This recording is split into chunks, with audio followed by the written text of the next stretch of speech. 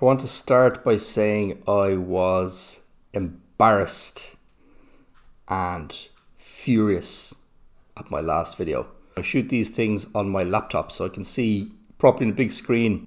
But then after I put it up, I was looking at my phone. I was like, so I was really annoyed. I was trying to do a twinkle tooth. I hope you all have a peaceful and prosperous new year. They wouldn't get the joke. No twinkle, no joke. This is Your Highness going on here now about back to climate trace here.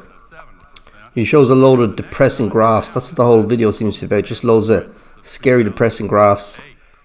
And now he's talking about just carbon dioxide emissions. That is up there, traps as much extra heat every day as would be released by 750,000 first-generation atomic bombs. 750,000 first-generation atomic bombs per day. That's the equivalent. We're emitting that amount of carbon dioxide every single day.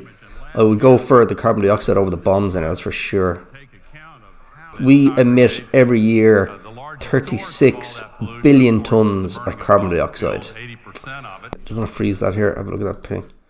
The largest source of global warming pollution is the burning of fossil fuels.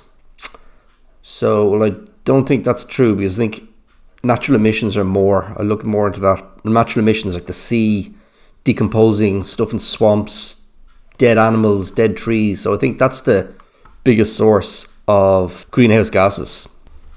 How many tons of carbon dioxide are emitted per year?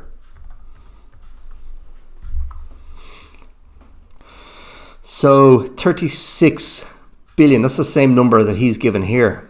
So it is given me not the total amount of carbon dioxide, it's given me the human-made emissions. So I'm typing in carbon dioxide per year, so it's just giving me the human emissions. How many tons of carbon dioxide are emitted per year from natural sources? Natural sources.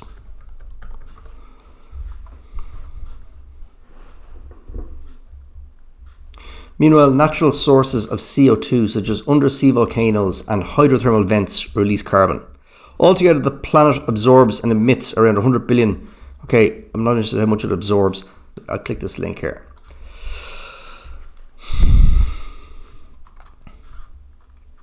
How much carbon dioxide does the Earth naturally absorb? I'm not looking for absorb. Maybe it's thinking the word emitted is very kind of technological or something, like human, emitted human. So how many tons of carbon dioxide come from natural sources?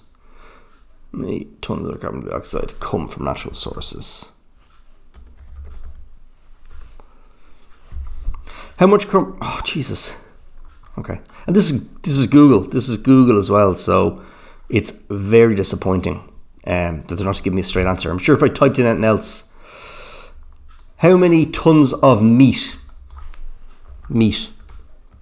are produced a year? How many tons of meat are produced a year? Yeah. 350 million tons of meat. Meat plays a pivotal role. So meat and dairy production, our world in data. So let's see, meat production. Feeding the world as it goes on through. Let's see if there's any graphs or more production. So it gives me the meat. So look, here we go. It even tells you the amount of meat from each country. So there you go. It even tells you here, let's see, Russia, those are the countries. And then it even tells me like how the meat is broken up, like poultry, pigs, whatever. So I know it has happened before with Google. Just really, I know they had their thing years ago was do no evil, but I think that they are intentionally making this obfuscating the whole question because it is going to be a bad answer in that, like, the amount of human emissions are tiny. That's what I think anyway. But it gives all this detail about them. It goes into all the details about meat. Why can't it give the same kind of division between like human man-made emissions or even an estimate? I'm not even getting close to that. Just human emissions are natural carbon dioxide emissions. Misleading graphs circulating on social media understates man-made contributions. It looks like I'm having trouble finding how much of carbon dioxide emissions come from natural sources. And I don't think that's an accident. This is the carbon dioxide emissions observatory in Mauna Loa.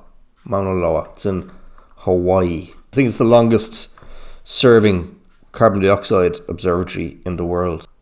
So you can see the fluctuations or the oscillations.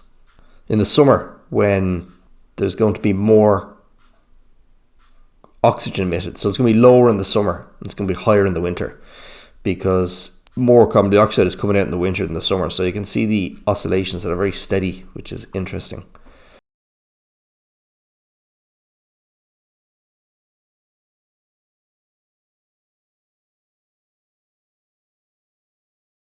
The chart looks grim, it's gone up, but when you put it in the bigger scale of things, like so many of these things with graphs and everything, like it looks more like this is the more accurate reflection of the amount of carbon dioxide in the air. We're not in an upward state of about to fizzle out from carbon dioxide emissions anytime soon.